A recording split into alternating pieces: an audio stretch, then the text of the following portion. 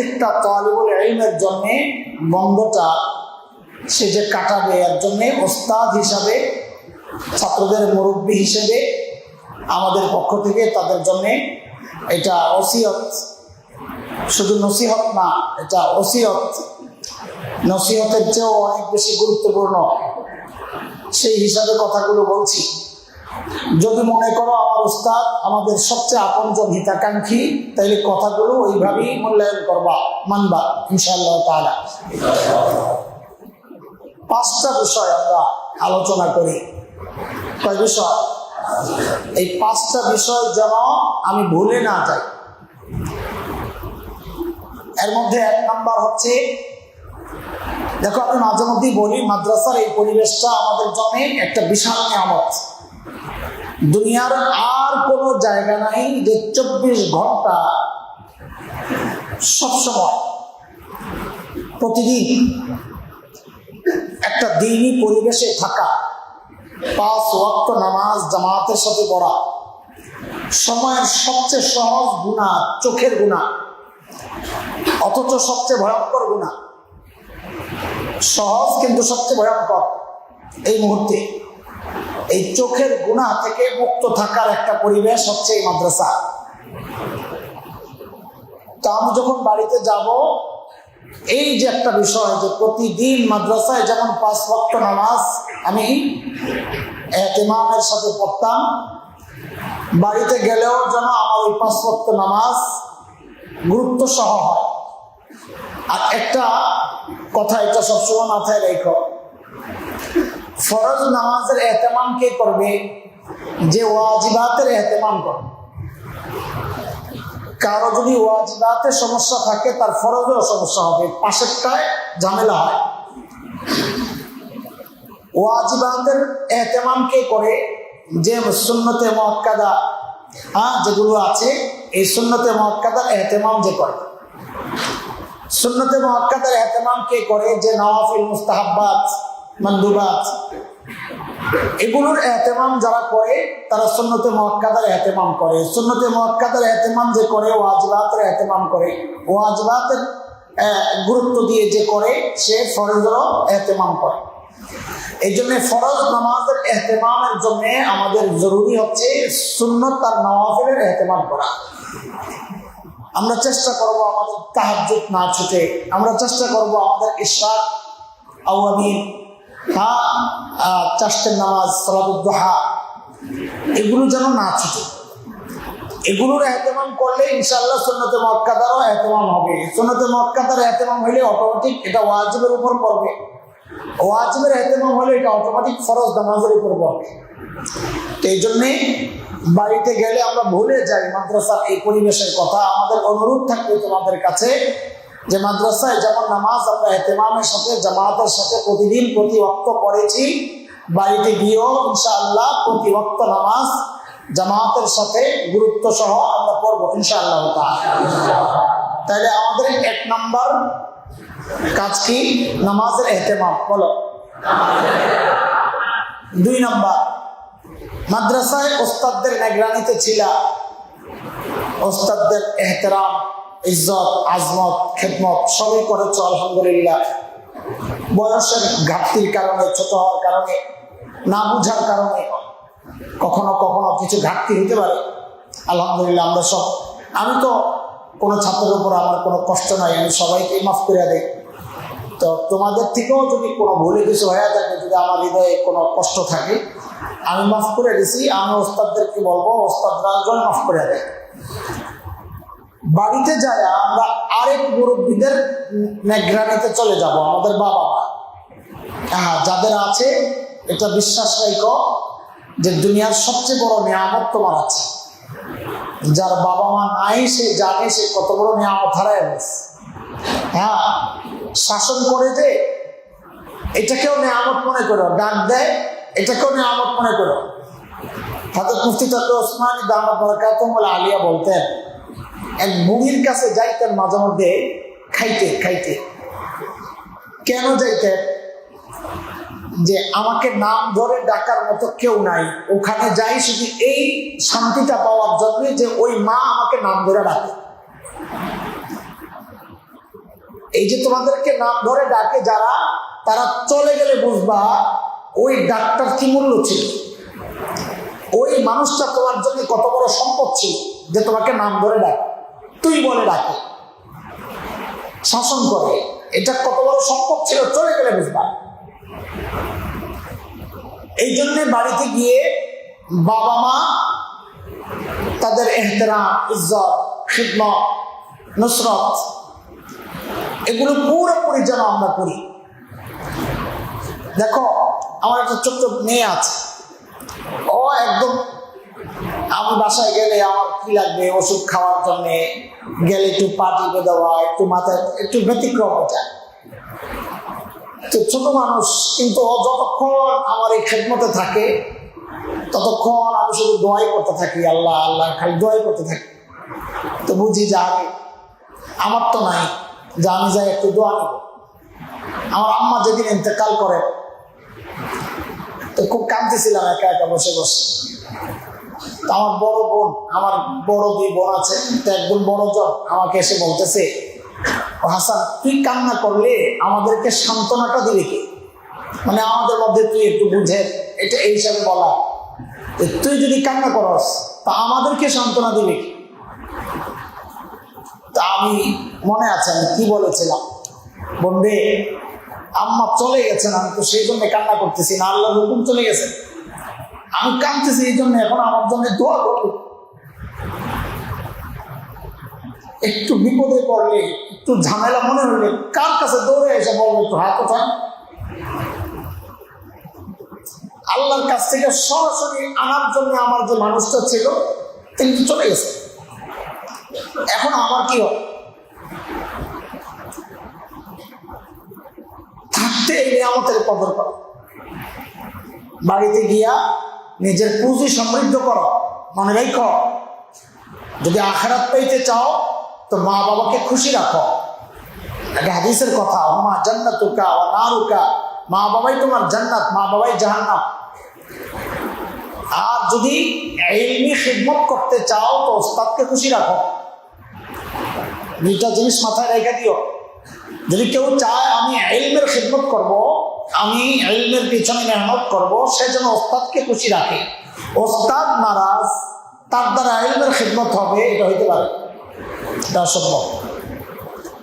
আমরা অনেক সময় বলি ব্যবসা করে, একটা প্রচলন আছে, মনে হয় কোনো কারো ওস্তাদের বদ্ধ আছে, যেটা অনেকে হাইসা উড়াইয়া দেয়। কথাটা হেসে উড়াইয়া দেওয়ার জিনিস না। যে ব্যবসা করছে সে একটা ইবাদতই করতেছে যদি হালাল তরিকায় ব্যবসা করে, কিন্তু ইলমি খিদমত না করা, এটা বুঝতে হবে যে কোনো ওস্তাদ নাখোশ তার উপর।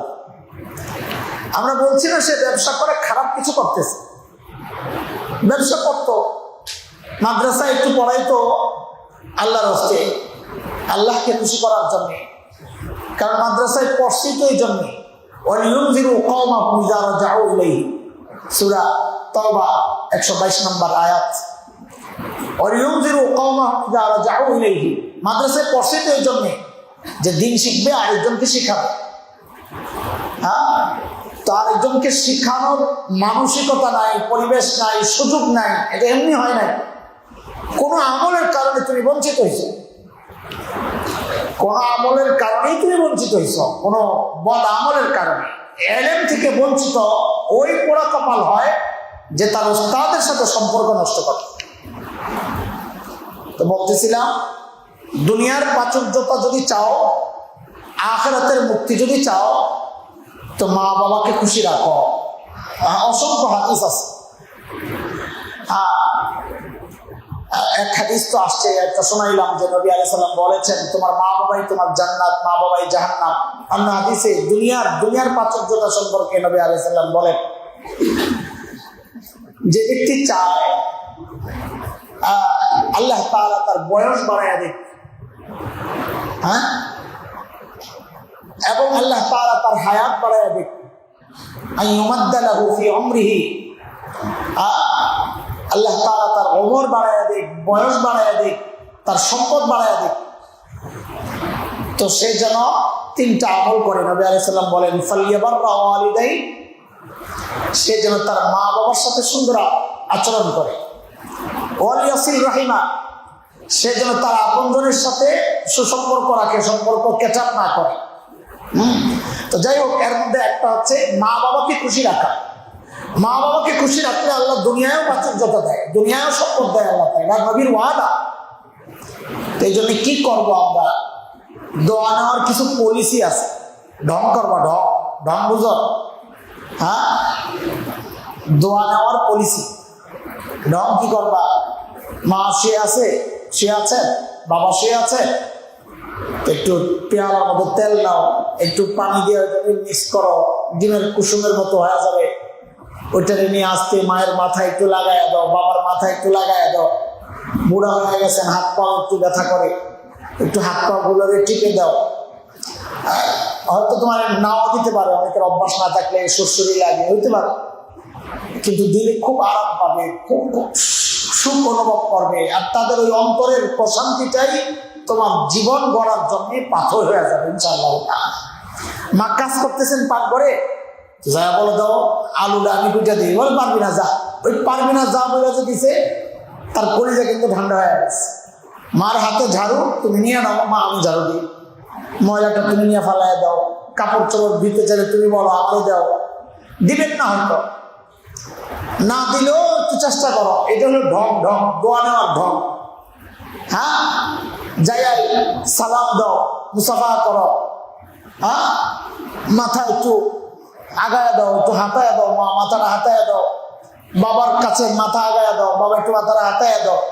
আরে জালেম, এগুলো করে দেখ, মা বাবা তো খুশি হবেনি, তো দুনিয়াও বনে যাবে, আখিরাতও বনে যাবে ইনশাআল্লাহ।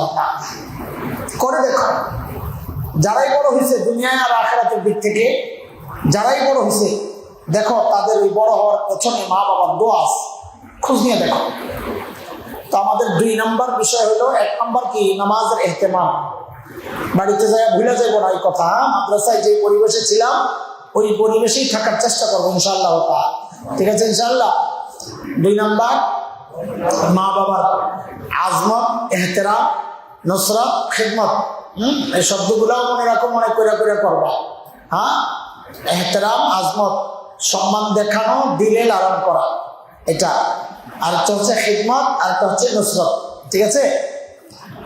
3 নম্বর হচ্ছে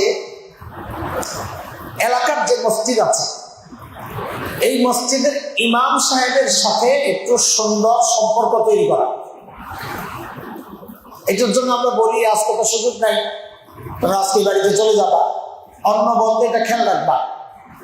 সময় উপযোগী কোনো ছোট্ট রিসালা, কোনো বই কিনে ইমাম সাহেবকে হাদিয়া দিবা, যে বইটা সুন্দর। ওস্তাদদের কাছে মশওয়ারা করবা, আমার মসজিদের ইমাম সাহেবকে হাদিয়া দেওয়ার জন্য কোন বইটা নিতে পারি, ওই একটা বই নিয়ে হাদিয়া দিবা। একটা আতর নিয়ে যাইবা, আজকে তো যাওয়ার সময় নিতে পারো, একটা আতর কিনে নিয়ে যাইবা। হ্যাঁ, যে আমার এই আতরটা আমার পক্ষ থেকে আপনার জন্য হাদিয়া। ইমাম সাহেবের জুতা ঠিক করে দিবা, ভাব নিয়েও না যায়। আমাদের অনেক ছেলের ভাব নেওয়ার অভ্যাস আছে, নিজে সুন্দর তিলাওয়াত করে, ঢাকায় পরে, একটা ভাব আছে না। তো ইমাম সাহেব বেচারা গ্রামের মানুষ, সে আগের দিনের টান, এখন ভালো লাগে না। হ্যাঁ, ফতুয়া দিয়া দিচ্ছে, ইমামের পিছনে নামাজ হইব নি, আপনারা যে নামাজ পড়তেছেন ছাগল কাহিনী। ইমামের পিছনে নামাজ হবে না, না হবে, এটা তো মাসআলার ব্যাপার। সাধারণ মানুষকে বলার কি আছে? তোমার যদি মনে হয় ইমাম মারাত্মক ভুল করে, ভুল যদি নামাজ ভঙ্গের মতো ভুল হয়, ইমামের সাথে কথা বলো যে ভাই আপনার নামাজ একটু সমস্যা আছে, ঠিক করে নিয়ে। ওই ভুল মানুষ পর্যন্ত পৌঁছায়া ফেতনার সৃষ্টি করো, এত তুমি বড় হবা না। এলাকার মানুষ তোমাকে ফেতনাবাজ হিসাবেই জানবে, এতে তোমার কি লাভ? মানুষের কাছে ফেতনাবাজ হিসাবে নিজের পরিচিতি হওয়া, এটা কি লাভ? বরং মানুষ তোমাকে দেখে মনে করে ছেলেটা নিশ্চয়ই কোনো ভালো মাদ্রাসার ছাত্র, নিশ্চয়ই কোনো ভালো ওস্তাদের সোহবতে সে থাকে, তারবিয়ত পাইছে, তারবিয়ত পাইছে। তার জুতা ঠিক করলে তোমার ইজ্জত কমবে না। মনে রাখো এটা, যে আমরা আসার সময় আলাপ করতেছিলাম, কেউ কাউকে ইজ্জত করলে নিজের ইজ্জত কমে না, এটা মানুষ বুঝে না। আরেকজনকে ইজ্জত করলে যার সামনে করছো তার হৃদয়ে তোমার ইজ্জত বাড়ে, আবার আল্লাহও তোমার ইজ্জত বাড়াইয়া দিবেন যদি তুমি আল্লাহর জন্য বিনয়ী হও। হ্যাঁ, এই জন্য ইমাম সাহেবের জুতা ঠিক করে দাও। কোরবানি আসছে, ঈদের দিন ইমাম সাহেব, সবার ঈদ আছে, এই মানুষগুলোর তো ঈদ নাই। নিজের সংসারের টানে হোক, যে কারণে হোক, ঈদের দিন থাকে, মানুষের ঘরে ঘরে যায় জবে করে। সবাই তো ইমাম সাহেবের জবে করে 50 টাকা ধরাই দেবে, বাস ইমাম সাহেবের দায়িত্ব শেষ। তুমি ওইটা করবা, তুমি করবা যে সর্বপ্রথম রান্না হইলেই একটু বাটিতে কইরা একটু গোস্ত নিয়ে আসো, চলে যাবে ইমাম সাহেব কই আছে খোঁজা, তোমাকে দিয়ে দেবে, নেন এক পিস গোস্ত খা। তুমি তার এক পিস গোস্ত খাওয়াও নাই, তুমি তার কলিজায় নিজেকে ঢুকাইয়া দিছ মিয়া। বুঝে আসছে কথা? হ্যাঁ, এতে কি তোমার ইজ্জত কমবে? ঘরের ডেকচি খালি হয়ে যাবে তো কি সমস্যা? ইমাম সাহেবের সাথে সুসম্পর্ক তৈরি করা, যদি এলাকায় প্রতিষ্ঠিত হইতে চান, ইমামকে খেদায়া তার বিরুদ্ধে লাইগে প্রতিষ্ঠিত হওয়া যাবে না। প্রতিষ্ঠিত হইতে হইলে মানুষের হৃদয়ে আসন বানাইতে হবে। আর মানুষের হৃদয়ে আসন বানানোর রাস্তা হচ্ছে নিজে বিনয়ী হওয়া, কাউকে আগায় দিতে চাওয়া, নিজের দখল করতে না যাওয়া। ভাই আপনি করেন, অসুবিধা নেই। এত হবে কি তোমার একটু নামাজ পড়াইতে মন চাইতেছে না? হ্যাঁ, এই জন্য এমন করতেছে না? আরে ইমাম সাহেব যখন থাকবে, এই ছেলেটা বিনয়ী, এর দ্বারা আমার চাকরি যাবে না, তখন বাড়ি যাওয়া শুরু করবো, এই হাসান ভাই দিকে আসে, আমি তো বাড়ি যেতেছি, নামাজটা আপনি পড়াই। আর যদি দেখে তুমি হ্যাঁ ভুল করছো, জারি দিই, এই লোক দেওয়া যাবে না, আয়া দেখবো আমার চাকরি নেই। কথা ঠিক কিনা বলো? তোমার যদি একটু নামাজ পড়াইতে মনে চায়, এটার তরিকা এটা না ইমামকে গুতানো, না না, এটার তরিকা হলো তুমি ইমামের হৃদয়ে জায়গা তৈরি করো, মুসল্লিদের হৃদয়ে জায়গা তৈরি করো, তো এমনি তারা তোমাকে আগায় দিবে, তোমার নিজের চাওয়া লাগবে না। হ্যাঁ, এইটা খুব খেয়াল রাখা। ইনশাআল্লাহ তাআলা আমি ইমামের প্রতিপক্ষ হব না, তিনি একজন আলেম, আমার এলাকায় তিনি মেহমান, তিনি আমার খিদমত পাবেন, আমি ইজ্জত করবো, তো আল্লাহ তাআলা আমিও যেখানে মেহমান হবো কোথাও, ওখানেও আল্লাহ তাআলা আমার ইজ্জতের ব্যবস্থা করবেন। ঠিক আছে ইনশাআল্লাহ? কটা গেল? 1 নম্বর নামাজের ইহতেমাম, 2 নম্বর বাবা মার আজমত, এহতেরাম, খিদমত, নুসরত। হ্যাঁ, 3 নম্বর এলাকার ইমামের ওই এহতেরাম, মোহাব্বত, খিদমত, এগুলা। 4 নম্বর, এটা খুবই গুরুত্বপূর্ণ, প্রত্যেকটা মসজিদে দাওয়াত ও তাবলীগের মেহনত হয় না?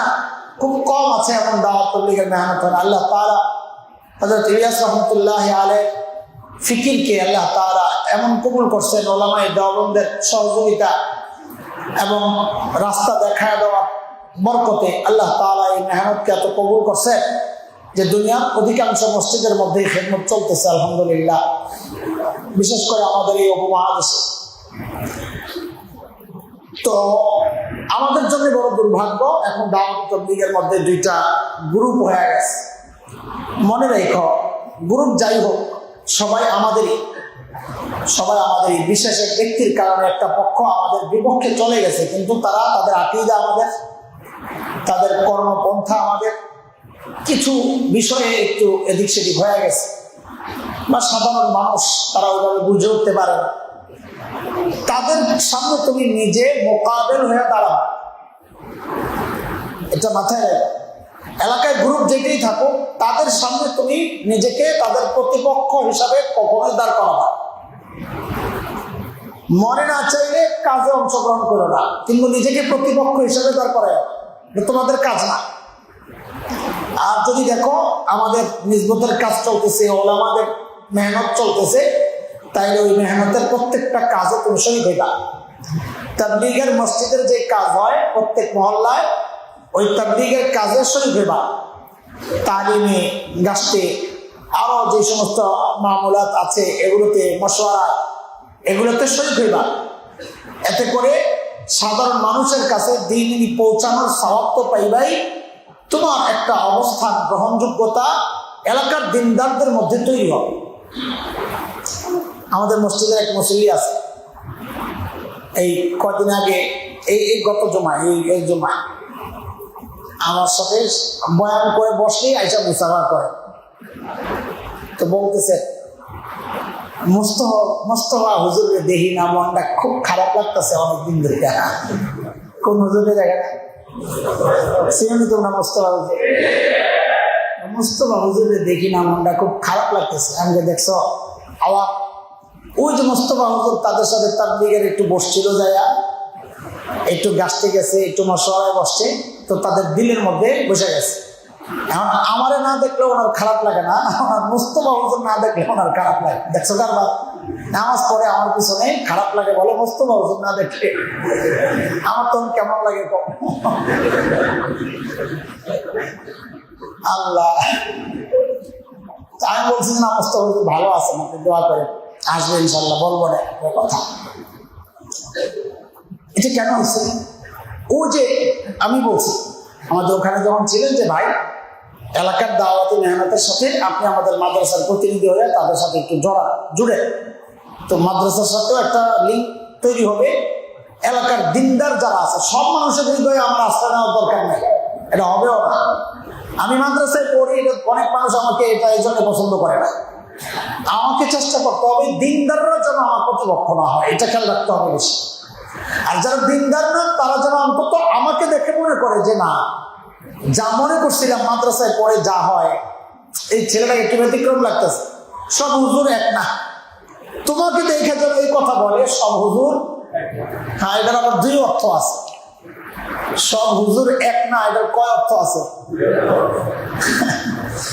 এক অর্থ হইল যে তোর মতো কোনটা সব হুজুর না, এটা এক অর্থ। এই অর্থ যেন তোমার বেলায় না হয়। তোমার বেলায় এমনটা হয় যে কিছু হুজুর কিছু নৈতিক পদস্খলন তাদের ঘটতে পারে, কিন্তু আমার এই বাবাটা, আমার এই ভাতিজা, আমার এই ভাই ওই সব হুজুরের মতো না। মাশাআল্লাহ, সে আমাদের এলাকার জন্য একটা আদর্শ ছেলে। তোমাকে দেখে যেন মাদ্রাসার বিরোধীরাও এই কথাটা বলে, ঠিক আছে ইনশাআল্লাহ? আচ্ছা, সেই কথা আমি পরে আসতেছি। আবার আমাদের 5 নম্বর অংশ। তাহলে আমাদের 4 নম্বর আমল হচ্ছে এলাকার যে মাকামি যে কাজগুলো আছে দাওয়াত তাবলীগের, এই কাজের সাথে আমরা জুড়বো ইনশাআল্লাহ, ঠিক আছে ইনশাআল্লাহ? হ্যাঁ জুড়বো, উম্মতের ফায়দা হবে। তুমি থাকলে তাদের কিছু সূরা মশক করাইতে পারবা, কিছু মাসালা জানতে চাইলে বলতে পারবা, তাদের হিম্মত আফজাই হবে, তারা ভাববে আমাদের সাথে আলেম আছে। হ্যাঁ হ্যাঁ, এটা ভাববে আর কি। যাই ভাবুক, এটার একটা ভুল ব্যাখ্যা আছে যে আমাদের সাথে আলেম আছে, না, বলতে হবে আমরা আলেমদের সাথে আছি না। এটা বলার ভুল। মনে তো এটাই যে আলেমরা থাকলে তাদের কাজ গতি পায়, তারা বলে খুশি হয়। তো তারা খুশি হোক বা না হোক, কাজটা আমাদের। এই কাজ শুরু করছেন কে? আরে আলেম না সাধারণ মানুষ? এই কাজের নেশাব লেখছেন কে? এই কাজ সহি, এই ফতোয়া দিচ্ছেন কে? মুফতি কিফায়াতুল্লাহ সাহেব। হ্যাঁ, তো এই কাজ সহি, ফতোয়া দিচ্ছেন আলেম। এই কাজের নেশাব তৈরি করছেন শেখ জাকারিয়া রহমাতুল্লাহ আলাইহি আলেম। এই কাজের বাণী যিনি শুরু করছেন তিনি আলেম। এই কাজ শুরু করবেন কিনা যাদের সাথে পরামর্শ করছেন ওলামায়ে দেওবন্দ, তারাও আলেম। সব আলেমদের করা, এটা রাগ করে নিজের জিনিস আরেকজনকে দিয়ে দেওয়ার দরকার। এই জন্য এই কাজগুলো আমাদের, আমরা এই কাজগুলোতে জুড়বো ইনশাআল্লাহ।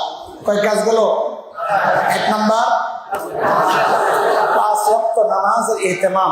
জামাত ছাড়া পড়বো না ইনশাআল্লাহ। মহল্লার মসজিদ আমি আবাদ করবো, অন্যদেরকে দাওয়াত দিয়ে নিয়ে যাবো। 2 নম্বর, মা বাবা এহতেরাম, আজমত, খিদমত, নুসরাত। 3 নম্বর, ইমাম সাহেবদের কদর করা, এহতেরাম করা, তাদেরকে খিদমত করা, সহযোগিতা করা। তারা যেন প্রতিপক্ষ না ভাবে, তোমাকে মনে করে যে এই এলাকায় আমার একটা খুঁটিটা, আমার একটা ভরসা, এই ছেলেটা, তোমাকে যেন প্রতিপক্ষ না মনে করে। হ্যাঁ, আল্লাহ তাআলা দেখবে আলেমের ইজ্জত করলে আল্লাহ তোমার ইজ্জতের ব্যবস্থা করে দেবেন ইনশাআল্লাহ তাআলা। 3 নম্বর হচ্ছে যে দাওয়াত তাবলীগের যে কাজ আছে, স্থানীয় কাজ, ওই কাজের সমস্ত আমলের সাথে আমরা জুড়বো ইনশাআল্লাহ তাআলা। 5 নম্বর বিষয় হচ্ছে আল্লাহ তাআলা, আমি শুরুতে যে আয়াত পড়ছি, আল্লাহ তাআলা আমাদেরকে তার কিতাবের জন্য নির্বাচন করছেন। আলহামদুলিল্লাহ, এটা আল্লাহ তাআলার অনেক বড় নিয়ামত। হ্যাঁ, আল্লাহ তাআলা তার কিতাব গ্রহণ করার জন্য আমাদেরকে উপযুক্ত মনে করছেন। এটা আল্লাহ তাআলার কত বড় নিয়ামত। আলহামদুলিল্লাহ, আলহামদুলিল্লাহ। সেই নিয়ামতের শুকরিয়া অংশ হিসাবে নিজেকে ভুলে না যাওয়া। আমার পরিচয়, আমি তালিবুল ইলম। কি বলেন, আমাদের পরিচয় কি? না স্টুডেন্ট?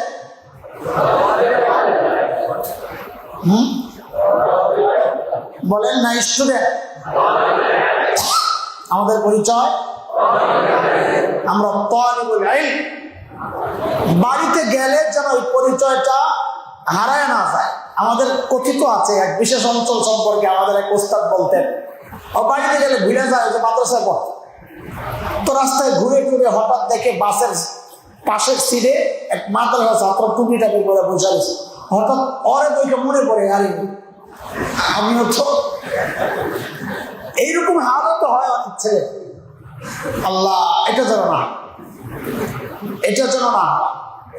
আমার বেশভূষা, আমার চালচলন, আমার সাজসজ্জা, আমার পোশাক, আমার পোশাকের ধরন, আমার চুলের স্টাইল, এগুলো দেখলেই যেন বোঝা যায় এই মানুষটা মাদ্রাসার ছাত্র। আমাদের বড় আফসোস লাগে, আমার খারাপও লাগে, এটা তবিয়ত হয়ে গেছে। আমি আমার এমন বাবার সন্তান যে বাবার তবিয়ত এমন ছিল, যার কারণে আমরা যেভাবে বেড়ে উঠছি আমাদের তবিয়ত ওইরকম হয়ে গেছে। আবার পড়ছি এমন মাদ্রাসায়, ফরিদাবাদ মাদ্রাসায়, ওই মাদ্রাসার তবিয়ত আর মেজাজ ওইরকম আগিলা দিনের। তো এই জন্য ওই জামা কাপড়, ওই সাদা সিধা, টুপিও একটা আল্লাহর হস্তে। আমার তো টুপি সবসময় এরকম থাকতো, তা আম্মা বলতো তো টুপি আর সব হইব না জীবনে। মানে অত খোঁজ খবর নেই, বাস চলছে, গাড়ি যাত্রা বাড়ি, একদিকে তাকিয়ে তো হয়। গেঞ্জি, রঙিন গেঞ্জি জিন্দিগিতে গায়ে বসছে কিনা মনে নাই, আমার মনে পড়ে না। রঙিন জামা, ফুল টুলওয়ালা, কালারফুল, বাপরে বাপ, সুবহানাল্লাহ। আশ্চর্য, এখন দেখি মাদ্রাসার ছাত্র চুস পায়জামা পরে, ট্রাউজার পরে, ট্রাউজার কি করে, খেলোয়াড়দের জার্সি পরে মাদ্রাসার ছাত্র। কি রে ভাই, এইটা তো ভেতরের কি অবস্থা, বাহিরের অবস্থা হইল। আরে বাইরে পচন ধরে তো প্রকাশ পায়, তো ভেতরে পচন ধরলে মানুষ নিজের দোষ গোপন করতে চায়, তো ভেতরটা কতটা পচতে এটা বাহিরে প্রকাশ পায় গেছে। এই জন্যই তো শরীয়তের বিধান হচ্ছে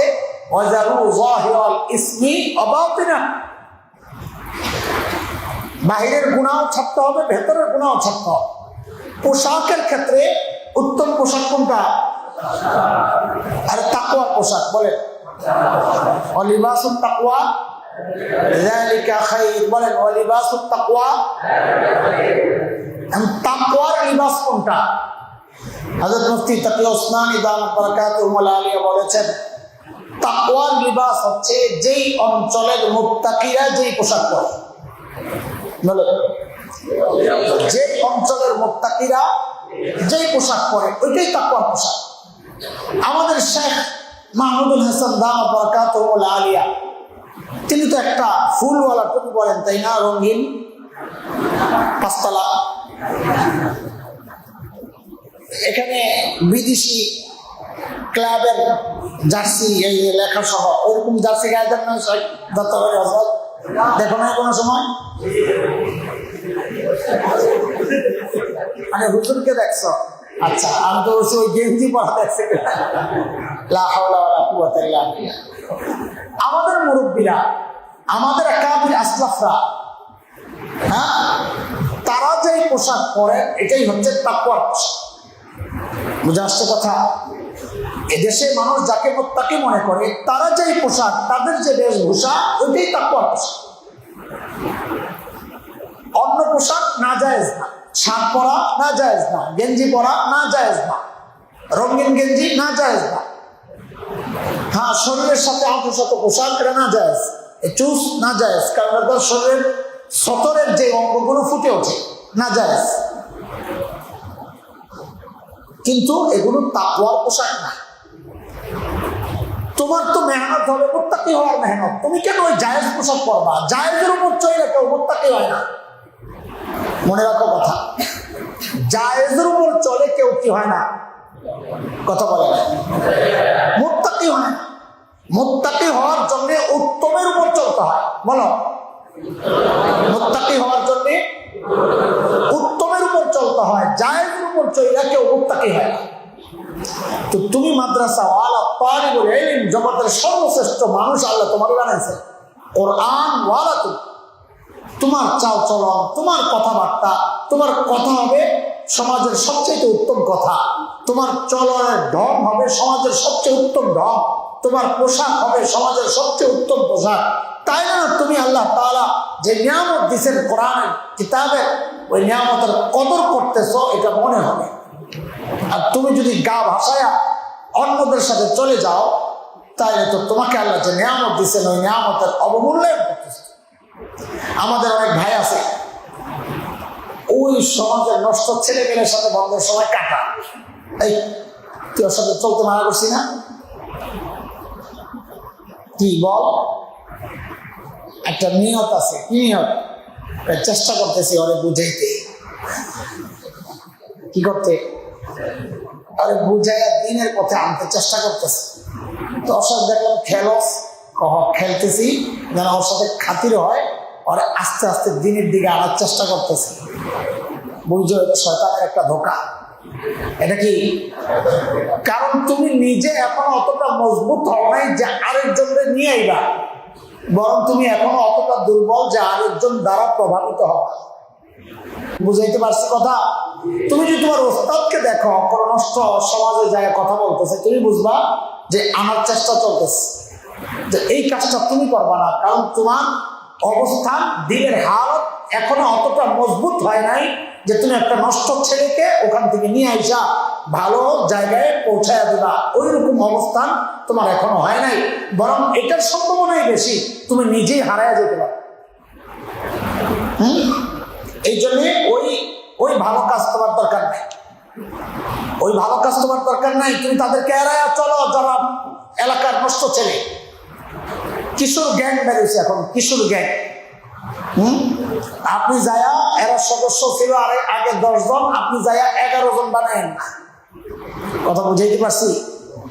ওদের সংখ্যা যেন 10 জন 10 জনই থাকে, আপনার দ্বারা যেন 11 নম্বর আরেকজন আপনি না হন।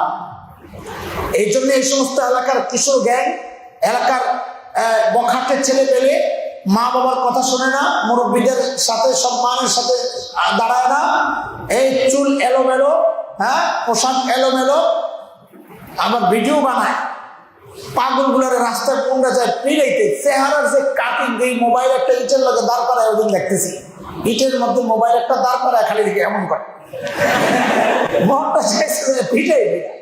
এটা তো চেহারা যদি ভালো হইতো তাও করতে, চুল দিয়ে আউড়ে দৌড়ে বাবরে, এটাই হেয়ার স্টাইল। এর তো নিশ্চয় কত এদেরকে যাইবা তুমি হেদায়ত করতে।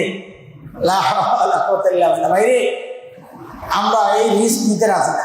এলাকায় যাদের চুল এলোমেলো আছে, যাই যদি কোরবানির কারণে রেখে থাকো তো রাখো, ঈদের পরে কাইটো অসুবিধা নেই। কিন্তু এই উল্টা পাল্টা চুল, উল্টা পাল্টা পোশাক, উল্টা পাল্টা মোষ, খালি এমন এমন করে, কিছু বলার নেই। মোষ কি এমন করো? তোমার ওস্তাদের রাখছেন এত বড় বড় মোষ আছে? তোমার কোন ওস্তাদের মোষ এত বড় বড় আছে? তোমার মোষ কেন বড়?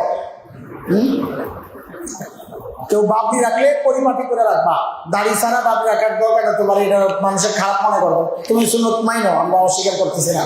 একটু বড় হোক, একটু বয়স হোক, কারণ এখন রাখলে অন্য কিছু মনে করবে, মাস্তানি করো। খামাকা সুন্নতটা নিয়ে মানুষ ঠাট্টা করবে।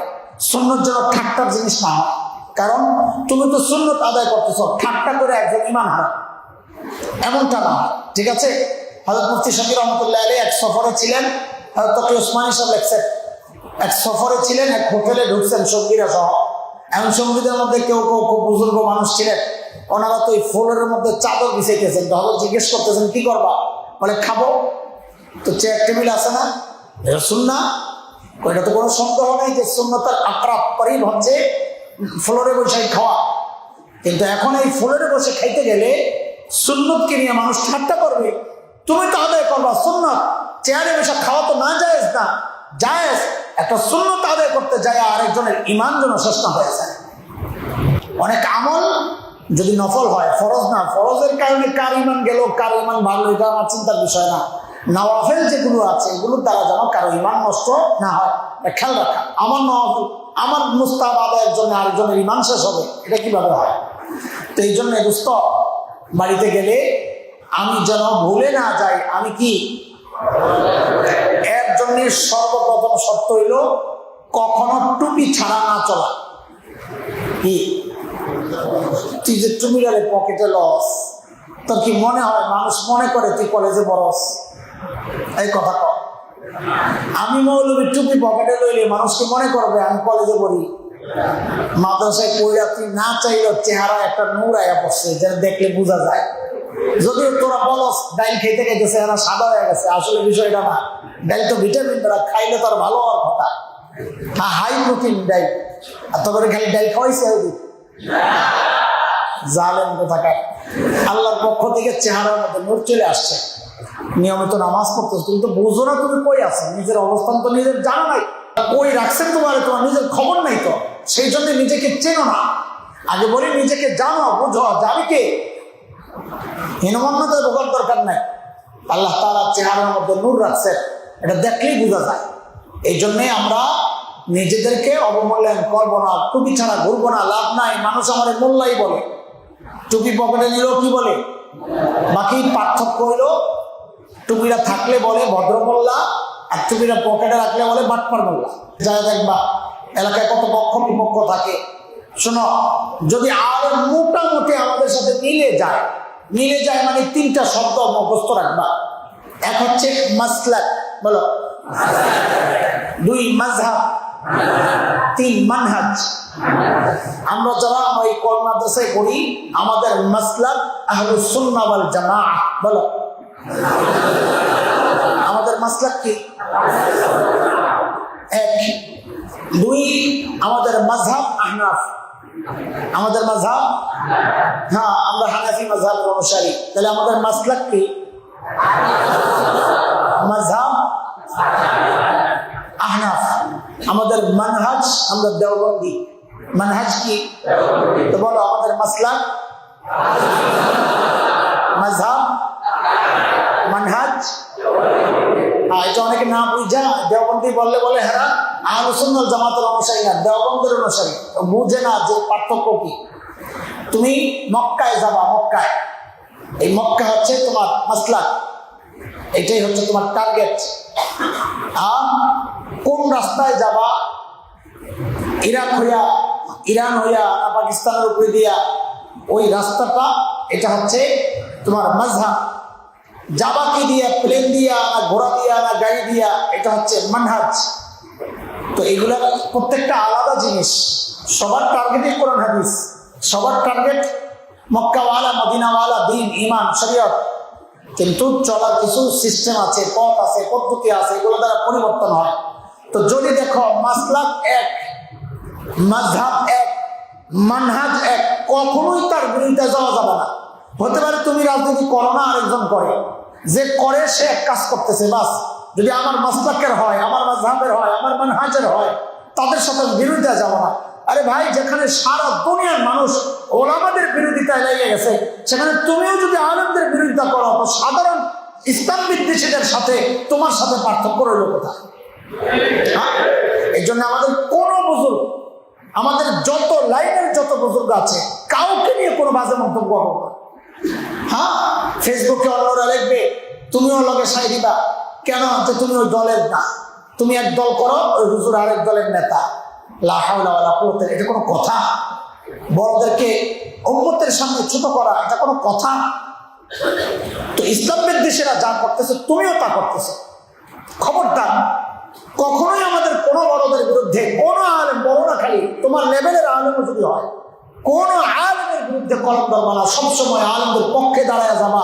সেই আলেম তোমার নিজের লোক না অন্য ঘরানা, এগুলো চিন্তা করার দরকার নাই তোমার। কিছু ইখতিলাফি মাসআলা আমাদের মধ্যে বিপক্ষ পক্ষ আছে, এগুলো তোমার কাজ না।